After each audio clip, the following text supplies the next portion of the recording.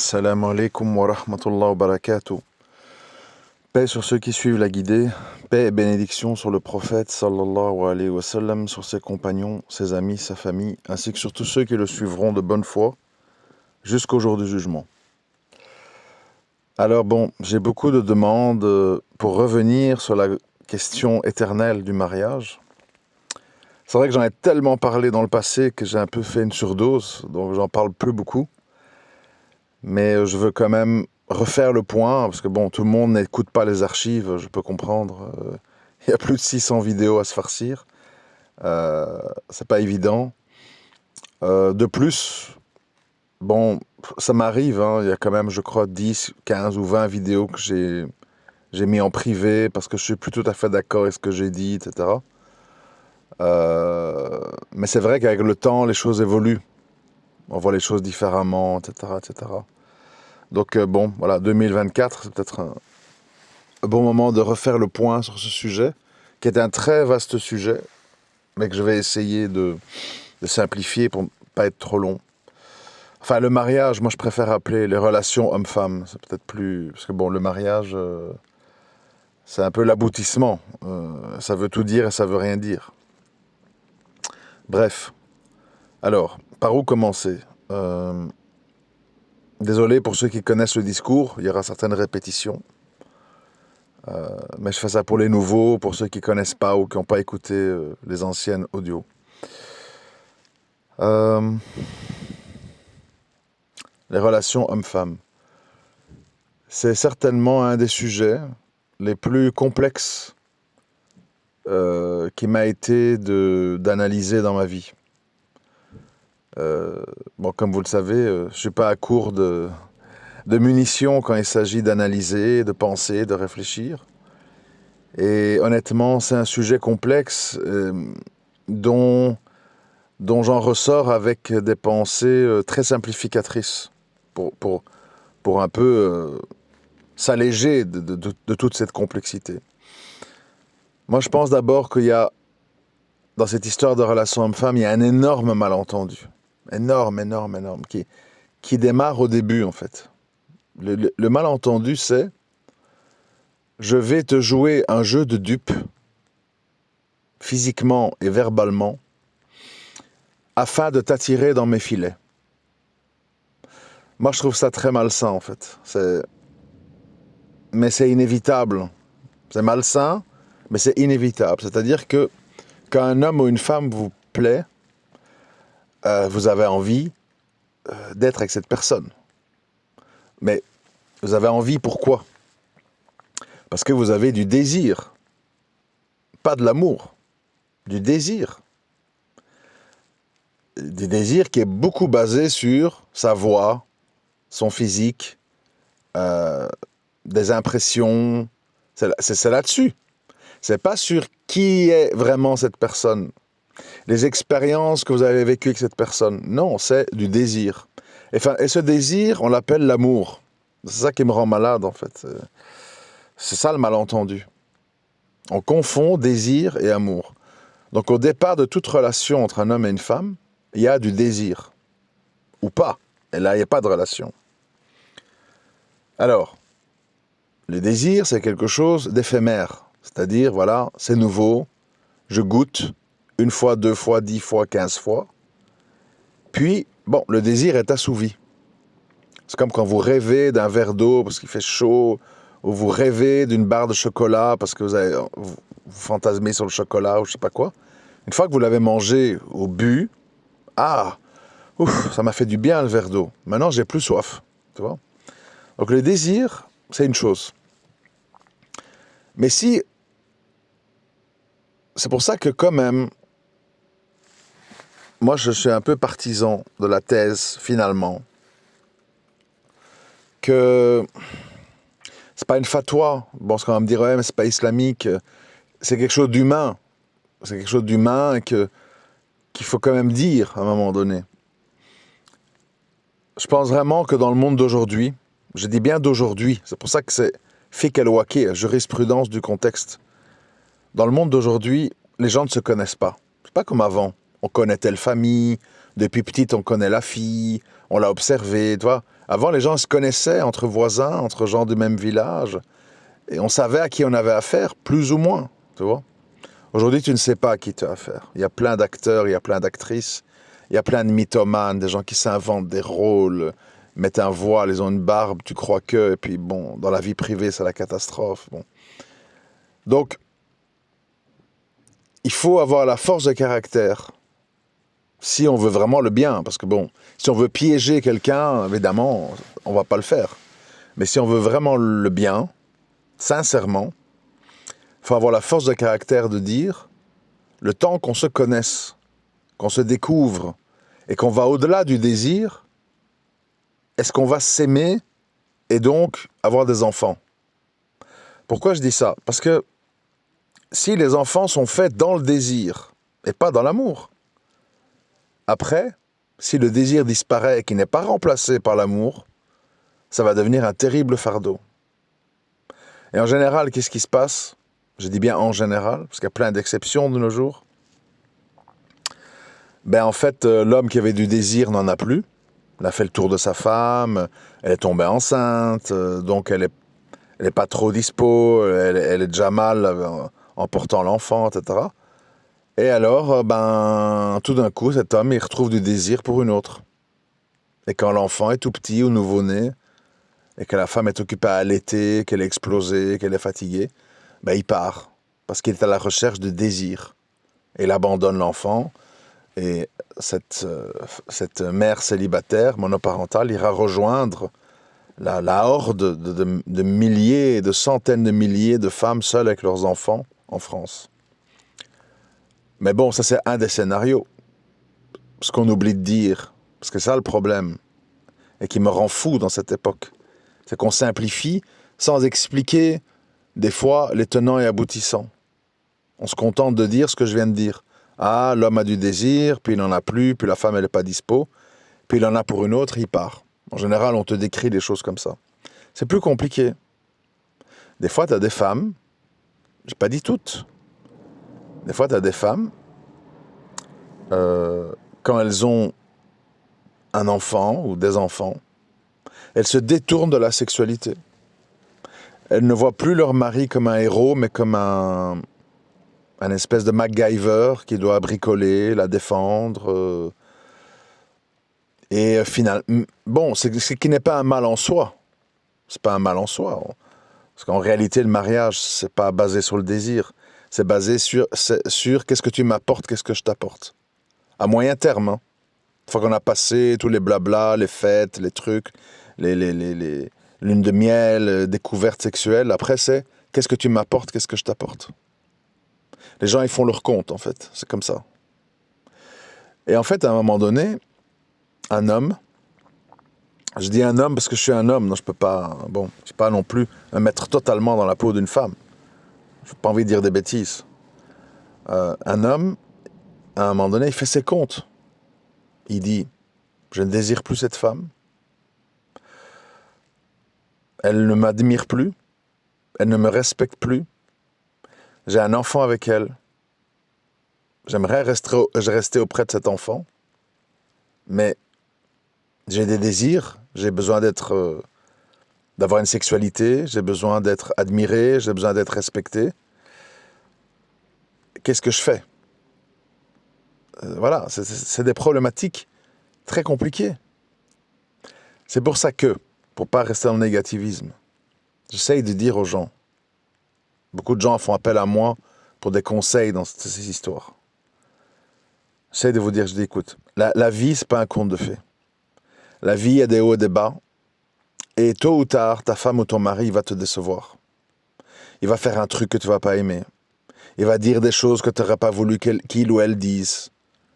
Il va avoir telle ou telle réaction, blablabla. Bon. Il faut se préparer à ça, parce que c'est inévitable. L'humain est comme ça, l'humain est décevant, l'humain n'est pas rectiligne, l'humain a des hauts et des bas. Et il y aura des bas.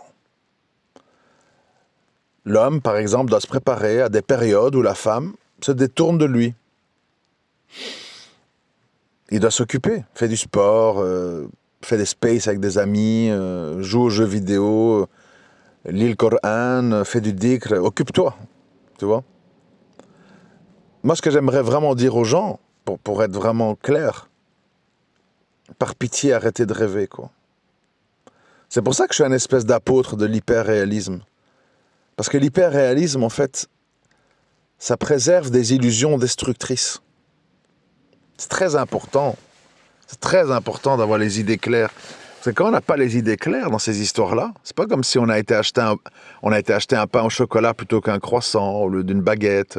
C'est des choses, des décisions lourdes. Lourdes.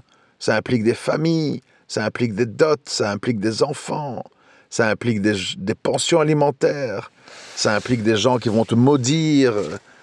Ça peut changer toute ta vie pour 5 minutes de plaisir dans un lit. Donc il faut vraiment faire attention à ce qu'on fait là-dedans. Il faut être très, très, très, très carré. Et comprendre une chose, vraiment, je sais que c'est pas populaire de dire ça, mais moi, ça n'a jamais été ma tasse de thé de plaire au plus grand nombre. Il faut absolument faire abstraction du désir. Qu'est-ce que je veux dire par là? Il y a peut-être une femme que tu vas moins désirer, qui est moins ceci, qui est moins cela, bon, je sais pas quoi.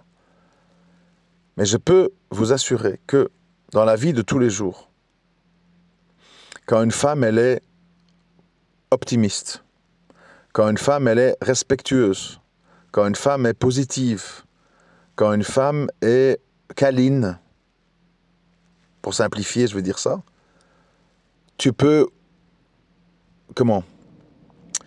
oublier et avoir totalement effacé beaucoup de choses qui ne t'ont pas attiré au début.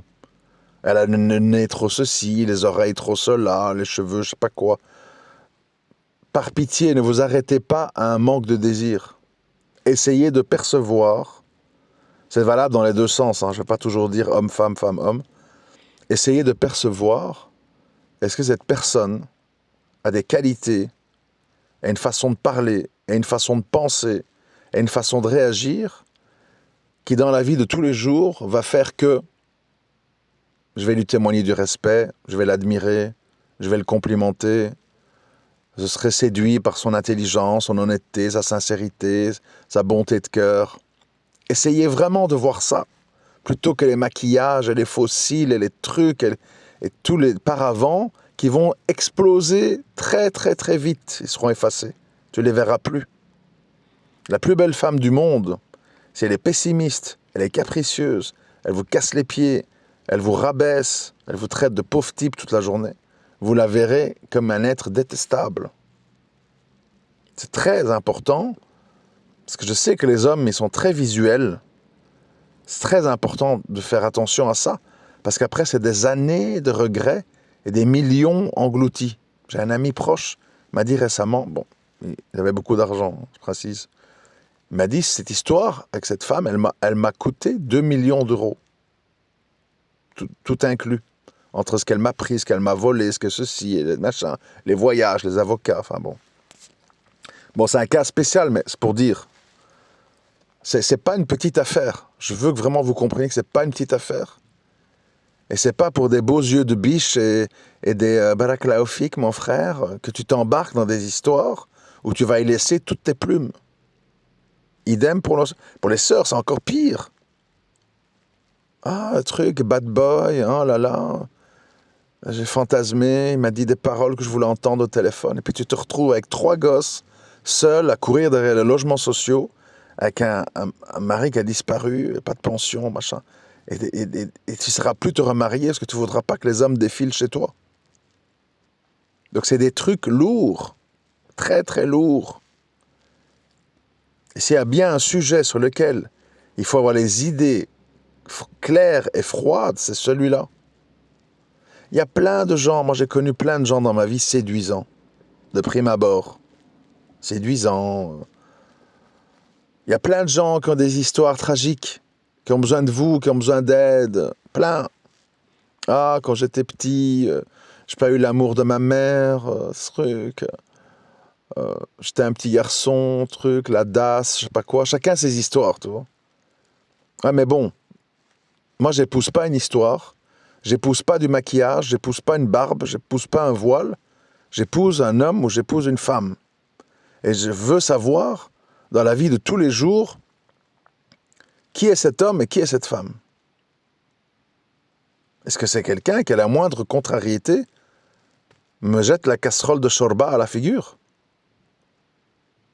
Et on fait quoi alors? Qu'est-ce qu'on fait?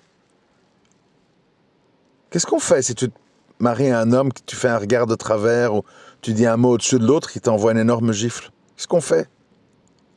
Après, il faut vivre avec ça.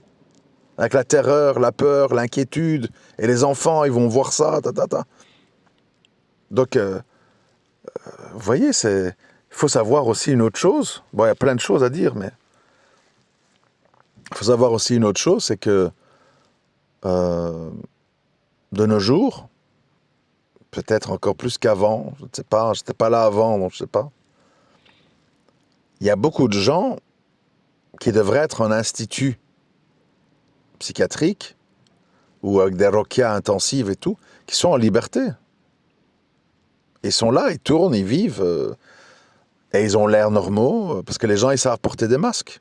Les gens, ils savent faire semblant. Mais quand tu vis avec quelqu'un, au bout d'une semaine, 2 semaines, 3 semaines, les masques tombent. Il faut faire attention. Il y a des gens qui, normalement, devraient être internés, devraient être sous médicaments, devraient être en traitement. Et ils sont là, tu ne les vois pas, des frères barbus, très gentils, parlent arabe, tout ça. Puis tu découvres des trucs de fou. Violé par son oncle, il est impuissant, il est éjaculateur précoce, il est violent. Qu'est-ce que tu fais? Qu'est-ce que tu fais? Tu t'es embarqué. Et la fête, et la famille, et les dots, et les trucs. T'es peut-être tombé enceinte, et quoi? Et t'es là après, pendant des années. Des années. Donc, il faut faire l'inverse de ce qu'on fait, en fait. Il faut arrêter d'être là, comme je vois plein de frères, sur les sites de rencontres. Ils regardent les photos, ils écoutent les voix. Les photos sont truquées, les photos sont embellies. Il n'y a personne qui se montre à la sortie de son lit un dimanche matin, d'accord? La voix, ben les gens, vous savez, quand ils veulent jouer un rôle, c'est facile. Hein. Moi, je peux le faire aussi. Hein. Salam alaikum, mon frère. Oh, tu m'as manqué, j'ai beaucoup pensé à toi hier soir. Ah, qu'est-ce que t'as fait? Raconte-moi. On sait tous le faire, ça, hein, tu vois? Après, tu te retrouves avec une sorcière qui t'engueule, qui te crache dessus. Qu'est-ce que tu vas faire? Donc, après, je sais, on me dira, oui, mais bon, dans la vie, il y a le qadar, on ne sait pas tout. Oui, mais il y a aussi le fait que si tu es aveuglé par le désir, tu ne vas pas voir les signes qu'Allah va te montrer. Il va te montrer comment cette femme ou cet homme réagit dans la contrariété. Est-ce qu'il est patient ou impatient? Est-ce qu'il est vulgaire? Est-ce qu'il est souvent avec ses copains dehors? Est-ce qu'il met sa mère sur un piédestal? Moi, récemment, j'ai eu quelqu'un qui m'a dit comme ça, bon, moi j'étais prêt à supporter ma femme, mais ma mère, elle voulait plus que je reste avec. Et elle l'a écouté, bon, moi c'est pas à moi de juger, mais je veux dire, il faut savoir à qui on a affaire. Tu as des gens, ce que leurs mères vont dire, ça prime, et ils vont suivre. Donc il faut savoir tout ça, hein. Ou l'inverse, hein, la maman d'une fille va dire hein, ton mari, j'aime pas ci, j'aime pas ça. Ça va influencer la fille. Parce qu'une fille va dire ouais, ma mère a une mauvaise opinion de mon mari. Et il faut savoir une autre chose, et là ça va plus loin que le mariage. Entre les êtres humains, il y a des rapports et des espèces d'ondes invisibles. Ne soyez pas étonnés, moi je l'ai mis longtemps à le comprendre. Hein. Bon, donc, vu l'âge, j'ai compris, mais je n'avais pas compris plus jeune. Il y a des gens, et c'est vraiment, j'exagère pas, parce que je sais que les gens pensent que j'exagère. Bon. Vraiment, je le pense sincèrement. Je l'ai vu, entendu plusieurs fois, etc. Il y a des gens, vous pouvez leur faire tous les bienfaits du monde. Vous pouvez leur pardonner des choses impardonnables. Vous pouvez fermer les yeux sur plein de trucs révoltantes, dérangeantes, choquantes. Au final, ils ne vous aimeront quand même pas. Ça, j'aimerais vraiment que vous le compreniez. Il y a entre les gens et des rapports invisibles. C'est même de l'amitié, hein, entre hommes, entre femmes. Il y a des gens, tu auras beau faire tout ce que tu peux imaginer, ça sera toujours mal interprété, ça sera toujours mal perçu. Et au final, tu seras vu comme le pire des pires. Et ça, c'est quelque chose pour moi qui a été une énorme souffrance dans ma vie, parce que je l'ai vécu depuis très jeune. Je suis quelqu'un qui souffre, je le dis franchement, hein, bon, parce que je ne dois pas être le seul, hein. Je suis quelqu'un qui souffre de ce que j'appelle le mauvais soupçon. J'ai toujours eu, dans mon entourage, depuis aussi loin que je me rappelle, des gens, et pas tout le monde, hein, certaines personnes, pas tout le monde. Si c'était tout le monde, là, bon, il faut se poser des questions. J'ai toujours eu des gens qui ont eu, sur moi, des mauvais soupçons. Ils cachent quelque chose. Ça se voit que le gars, il réfléchit, qu'est-ce qu'il mijote. Il est silencieux, il prépare un coup. Je sais pas, ce gars-là, j'arrive pas à le sentir, j'arrive pas à le classer. Qu'est-ce qu'il est vraiment, c'est pas. Il me rend nerveux, Ça, j'ai eu ça toute ma vie. Donc je sais c'est quoi. Et parfois, des gens, j'étais complètement neutre, en fait. Je voulais juste rendre service ou être gentil ou voilà, je peux pas donner des exemples précis, hein. Parce que bon, ça regarde des histoires de belle-mère, des histoires de famille que j'ai vécues. Quand je dis belle-mère, je parle de seconde femme de mon père et d'autres femmes, enfin peu importe. Et chez les hommes, même chose, hein. Bon, c'est moins fréquent, mais voilà, il y a des gens, il faut l'accepter. Parce que souvent, je vois des gens qui m'écrivent: je ne comprends pas, j'ai tout fait pour cet homme, je l'ai accepté ci, je l'ai accepté ça, puis en retour, il m'a fait ça, tu vois. Les gens qui ne comprennent pas. Il n'y a rien à comprendre, mes frères et sœurs. Il n'y a rien à comprendre. Allah, il a fait qu'il y a des gens qui vont voir en toi du bien et qui vont reconnaître ton bien. Et il y a des gens, ils vont voir en toi que du mal, et s'ils ne voient pas du mal, ils vont s'imaginer du mal. Voilà. Et il n'y a rien à faire. Et c'est une volonté divine. Et tu ne sais pas pourquoi, mais tu dois aller de l'avant. Tu dois l'accepter. C'est comme ça.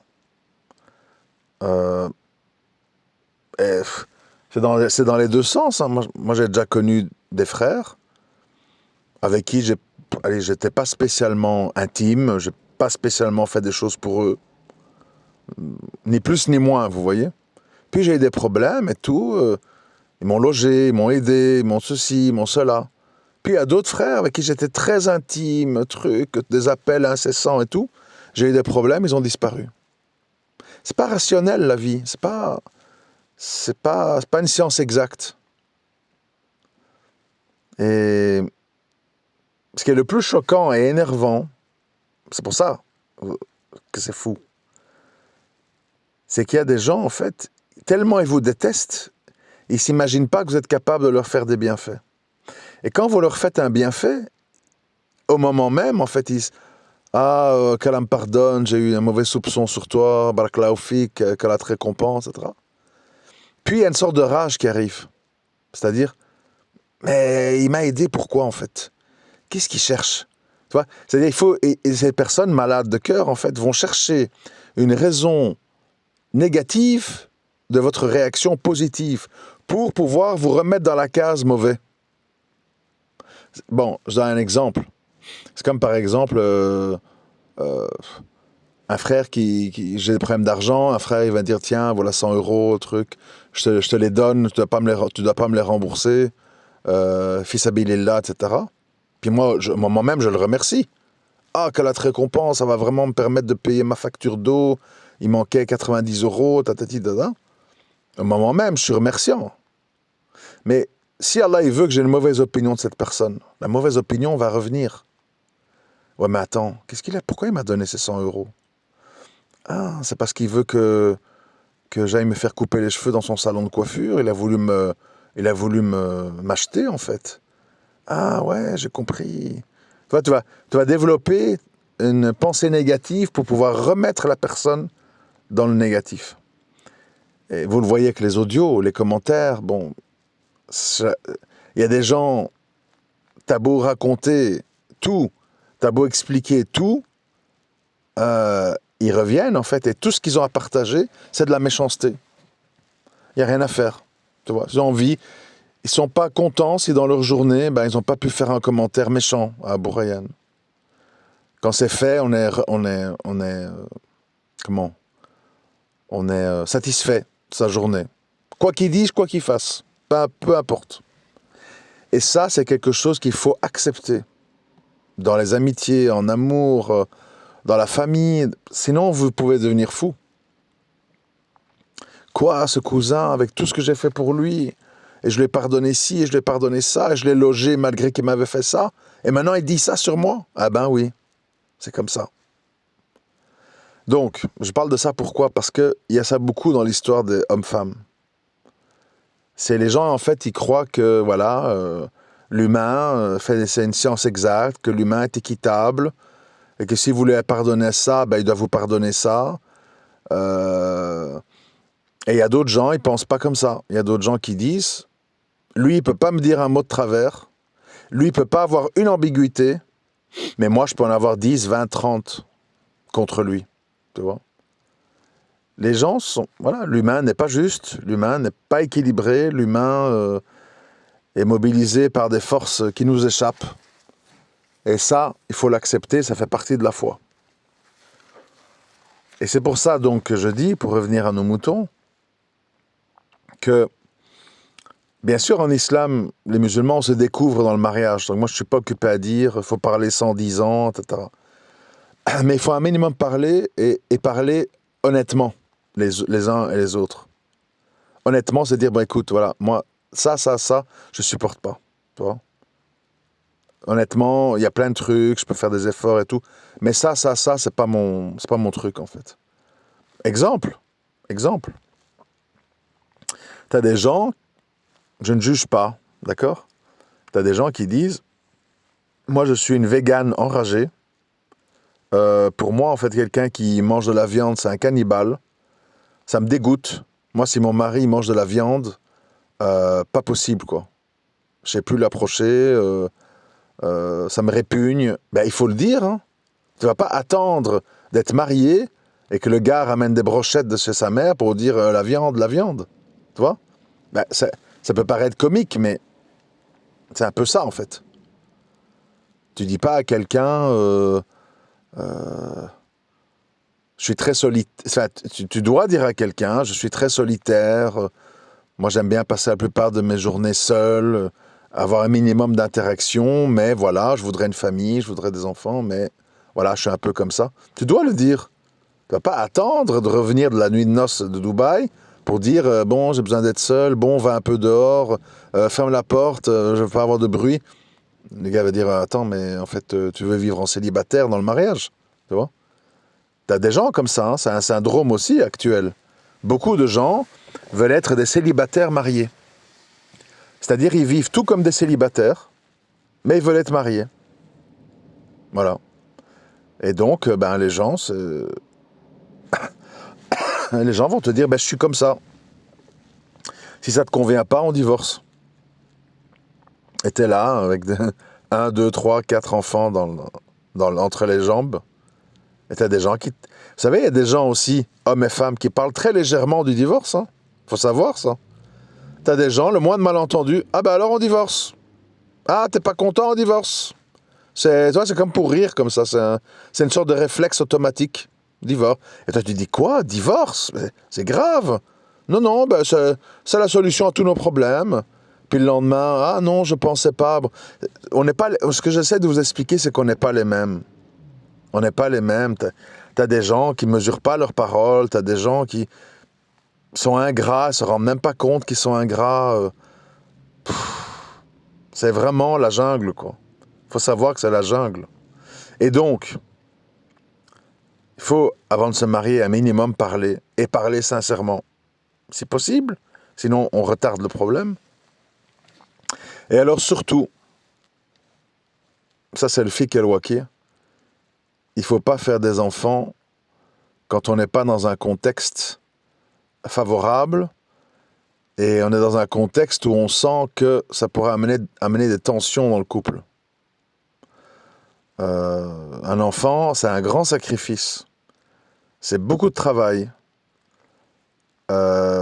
Pour certaines personnes, c'est un peu un tue-l'amour. Il y a beaucoup de gens qui ne savent pas gérer le fait d'être père, mère et parents. Et quand ils sont parents, ils ne sont plus mari ou femme. Il y a des gens comme ça. Donc, vous voyez, c'est une opération très délicate où il faut bien savoir ce qu'on fait. Et puis, oui, il faut beaucoup s'en remettre à Allah parce que, bon, c'est quand même le plus important dans le sens que Allah a le cœur entre ses mains, il fait ce qu'il veut, il est le Tout-Puissant, il est l'Omniscient. Nous, on est là, on essaie de comprendre, on se casse la tête, on est déprimé, on est enragé, on va chez des médiateurs de couple, on va chez des psys, on ne sait plus quoi dire, on ne sait plus quoi faire. C'est très compliqué. C'est très compliqué. Pour moi, je remarque qu'il y a beaucoup de problèmes justement dans les gens qui sont aveuglés par le désir. Pourquoi ? Parce que le désir, en général, va te guider vers des femmes ou des hommes qui ne te conviennent pas. Il va te diriger vers des hommes et des femmes qui ne sont pas spécialement des gens faits ou faites pour gérer une famille. Pourquoi je dis ça ? Parce que dans l'inconscient collectif, ce qui est charmant, ce qui est attirant, c'est un petit peu, je dis bien en général, parce qu'on va me dire, oui, mais moi je ne suis pas comme ça. Oui, je sais, je dis en général, la masse. C'est en général, voilà, les hommes un peu inaccessibles, un peu mystérieux, un peu aventuriers, un peu bad boy, un peu ceci, un peu charmeur, un peu, tu vois. Mais c'est pas des hommes, s'ils sont vraiment comme ça, qui sont peut-être faits pour gérer une famille. C'est pas le même profil. Alors il faut faire un choix. Moi je veux bien, mais il faut faire un choix. Tu veux te marier à une bad girl ou un bad boy, parce que c'est ça qui stimule ton désir. Pourquoi pas ? Mais alors, n'ayez pas d'enfants. Et faites votre vie de bad boy. Des disputes, des cris, des couteaux, des machins, des je t'aime plus, pardonne-moi, je t'aime, mais je t'ai jamais aimé. Bon, ça peut être amusant pour ceux qui aiment, mais sans enfants. Si tu veux des enfants, il faut une femme ou un homme qui ait le profil pour gérer des enfants. Et c'est pas le même profil. C'est ça le malentendu qu'il y a de nos jours. On veut épouser des gens, c'est comme je les vois, les influenceurs. Ils épousent des filles qui sont là avec du botox dans les lèvres, des ongles en plastique. Oui, parce que ma mère m'a trop manqué. Bon, tu vois, ils sont là-dedans. Et puis, ils sont là avec 1 ou 2 enfants, les couches, les trucs, les vomis, les nuits blanches. Ça tient pas, évidemment. Ces filles sont complètement dépassées, complètement dégoûtées, complètement déprimées. Allô, maman, aide-moi, le petit a fait sur lui, je sais pas comment on fait. Bon. Et t'as l'homme au milieu qui dit, bon, on fait quoi là-dedans ? Lui devient, oh, c'est bon, hein, tu me saoules, j'ai déjà les enfants, te rajoute pas, hein. Et c'est fini. Pourquoi ? Parce qu'il s'est dirigé vers une femme qui n'est pas faite pour avoir des enfants. Alors ne lui fais pas d'enfants. Si vraiment t'aimes les filles pas faites pour avoir des enfants, ne leur fais pas d'enfants. C'est ça le truc de fou. C'est que nous, les hommes et les femmes, on prend des gens pas faits pour ça, on fait des enfants, puis on dit « Ah, ça va pas, il est pas fait pour ». Mais tu savais qu'il allait tous les soirs au mini-foot avec ses copains. Mais tu savais qu'il allait à la chicha. Mais tu savais qu'il aimait pas être à la maison, qu'il étouffe. Et tu savais qu'il a un petit peu un côté dragueur, machin, avec tout ce qui bouge. Et tu l'épouses en pensant que tu vas le contrôler à vie, et tu te retrouves avec 1 ou 2, 3 enfants. Et puis tu dis, oh le salaud, hein, il est jamais là. Mais tu le savais. C'est ça qui t'a attiré. C'est ce côté inaccessible, tout le temps avec ses potes, quand je lui téléphone, il répond pas, ça m'excite. Ouais, non, le gentil gars là qui est à ma porte, qui veut tout me faire, qui m'apporte des cadeaux, qui me dit je t'aime toute la journée, ouais, c'est bon, il m'a saoulé lui, tu vois? Ok, il faut assumer jusqu'au bout. C'est ça le problème. Les gens, ils assument pas jusqu'au bout. Les gens, ils assument pas. Ils font des choix comme ça, à la légère, et puis, ah ben ça me convient pas, tu vois? Enfin, c'est fou en fait, tu vois? C'est fou. On fait semblant de pas voir. Il y a des gens qui aiment beaucoup parler, et d'autres gens qui n'aiment pas parler. Bon, soit.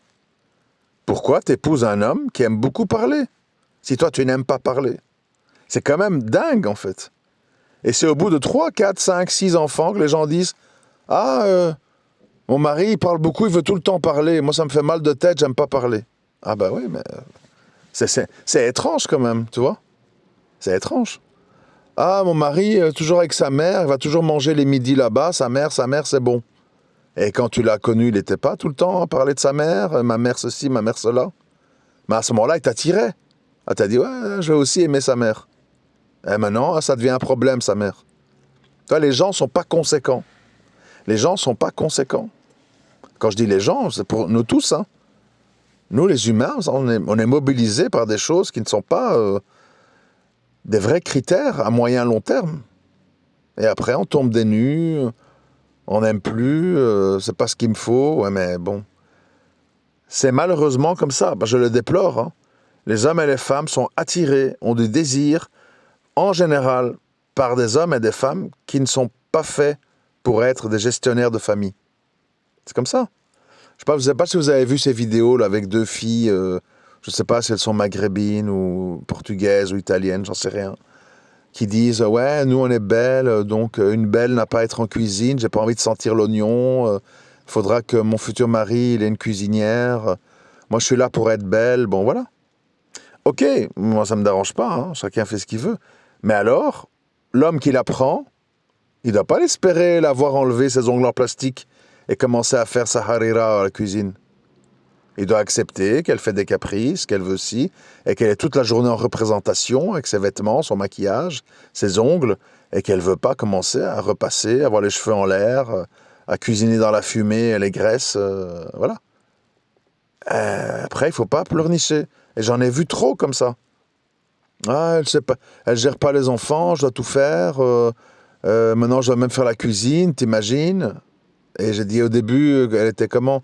Tu la voyais au fourneau? C'était une femme de maison? Non, non, je l'ai connue dans une soirée, puis ça. Ah ben oui, bon, ben, tu vois? Les gens signent et puis ils disent, ah, ben je veux pas signer pour ça. C'est étrange. Donc je dis ça pourquoi? Pour vous dire, c'est pas une petite opération, c'est un grand choix. Et on base pas ce choix sur il ou elle m'excite ou il ou elle m'attire. Il faut autre chose. Est-ce qu'on peut construire à moyen long terme? Est-ce qu'on se comprend? Est-ce qu'on peut supporter? Est-ce qu'on a des hobbies et des façons de voir la vie compatibles? C'est vrai, il y a plein de trucs. Enfin, vous vous rendez pas compte. Vous vous rendez pas compte. Moi, j'ai quelqu'un dans ma famille qui a une trentaine de chats. Hors de question. Bon, mais bon, enfin, imaginons, parce que c'est une personne âgée. Hors de question qu'un homme rentre dans sa vie qui dit « j'aime pas les chats, je suis allergique aux chats ». Elle a dit « moi, je prends pas l'homme, je le refuse. Ces chats passent avant les hommes. » Voilà, c'est tout. Faut le savoir. C'est pas une fois que t'es là parce que t'as trouvé la fille mignonne. « Ouais, mais ces chats, j'en ai marre de ces chats, ça sent le chat, et je suis allergique aux chats. » Mais tu le savais. Tu le savais qu'elle avait une trentaine de chats. Pourquoi t'as pas dit « ah ben non, ça » ? Parce que tu as été aveuglé par le désir. Alors tu as accepté. Et les autres, ils acceptent d'autres choses par désir. Et les grosses dots, et les grosses fêtes, et les clauses de mariage, pas de polygamie. Ils disent amen. Pourquoi? Parce qu'ils ont du désir et ils veulent l'assouvir. Et une fois que c'est assouvi, on retrouve sa raison. Et alors là, on est dans le jus. C'est ça le problème. On est déjà à 40 minutes. C'est un sujet, croyez-moi, qui est hyper vaste. J'en ai effleuré que les bases.